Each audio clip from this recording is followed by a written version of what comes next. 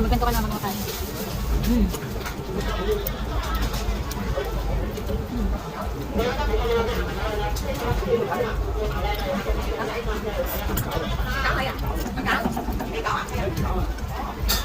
Tuloy pa rin ba yung diet nyo?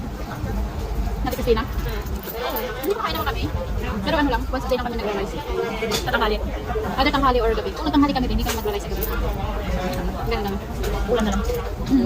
Ulam. Oo, ulam. Or noodles kami. Pero buti naman. Instant. Starch yun, starch. Instant. Wala meron ba ito lang? Na noodles? Yung kayo lang magawa ng soup. Minsan instant, minsan kami wala. Iba-iba naman, parang hindi rin nanawag. Tapos minsan dumpling lang kami. Tanghali, tapos mag-stir-fry ng gulay.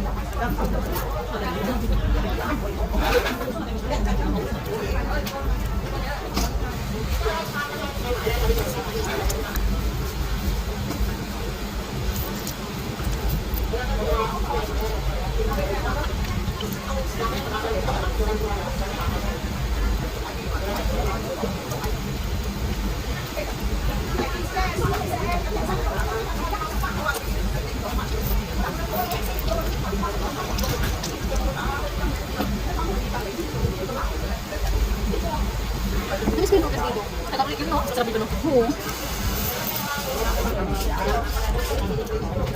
Ay, yung lasa dito sa Ate Emily. Kami Maria. Ano?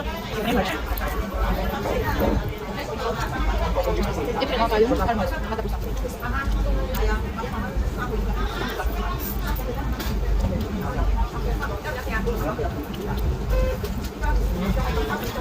Buti yan, mix yung binili natin. Hindi na.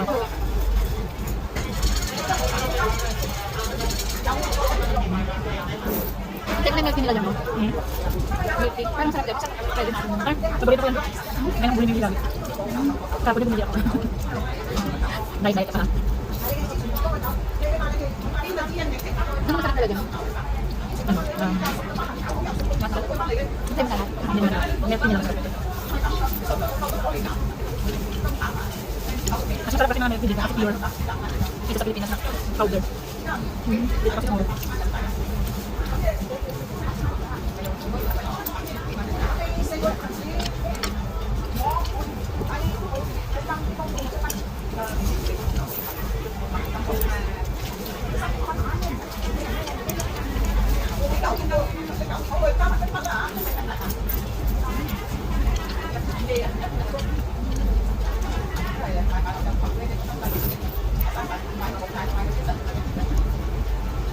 Kung hindi ko kaya ako ng milk tea, mahal kasi mahal kung hindi lang bibili. Ano ba yung sponsor mo? Malapit. Elementary. Dapat may elementary lang. Yung presyo mo. Mga juice na. So, kahit ano. Oo. Napatalan pa ng 1 month vacation. Ikaw mo abutin mo. Kaya.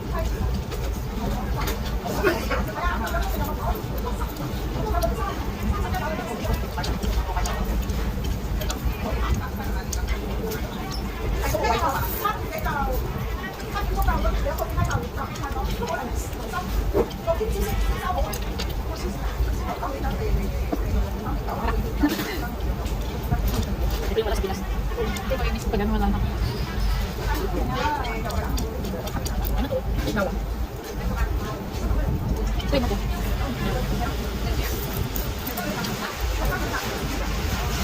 Yan mo ba yung blog mo? Parang yung pagkakin. Upload mo ba yan? Sabihin ka na. I-upload ko pa. Sa YouTube. Blog. Walang viewers. Mahirap. Saan ka ang pangalan ko? Naomi X. Naomi X. Naomi It.